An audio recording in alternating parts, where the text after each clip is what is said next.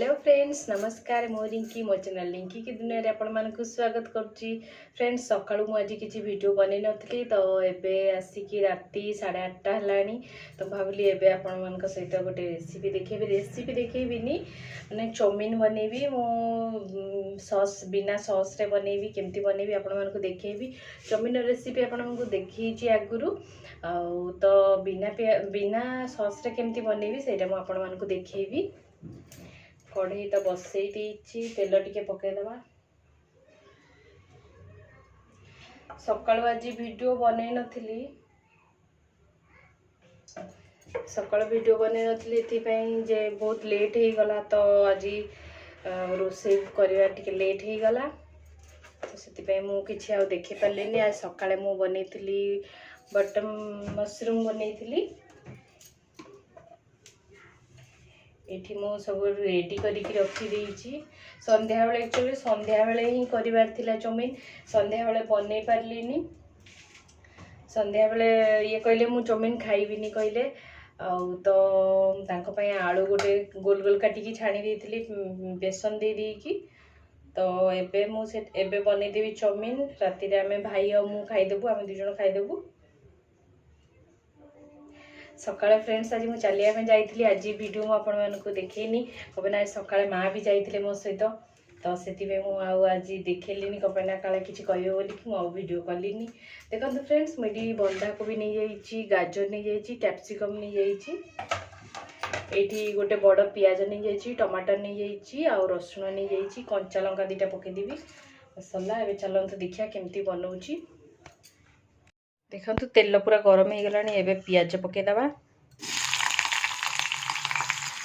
पियाज पके देछि एबे सेतरे रसुण भी पके दबा।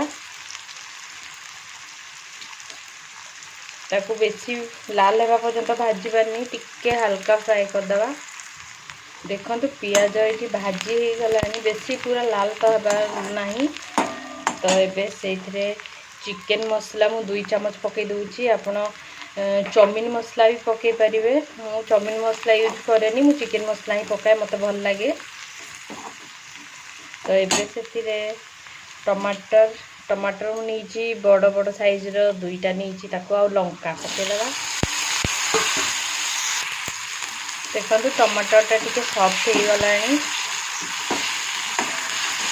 टमाटर तो एबे बढ़िया टमाटर पूरा देसी टमाटर आसी आ खट्टा भी लगुच तो से टमाटर ही यूज करे मत भल लगे। एटा सॉफ्ट हो गलानी एबे से परिवा गुड़ा पके दबा।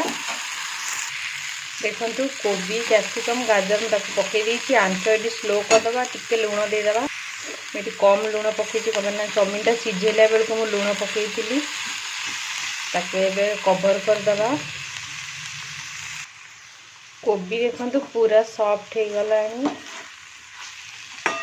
एबे सेतिरे चाउमीन जो सिझे की रखिथिले ताको पके दबा। देखंतु चाउमीन पके देली एबे ताको गोले दबा टिके धनिया पत्र पके दबा जदी गोलमरीच गुंड अछि गोलमरीच गुंड पके देकी बाहर कर दबा। देखंतु फ्रेंड्स रेडी हो गला चाउमीन। फ्रेंड्स आज रेसिपी तो आपण मैंने देखिले आउ केमती लगिला निश्चिंत कमेंट करी कहिबे। जदि मो रेसिपी आउ मो वीडियो आपण मानकु भल लागुतबो तेबे लाइक शेयर कमेंट सब्सक्राइब निश्चिंत भाव में करिवे।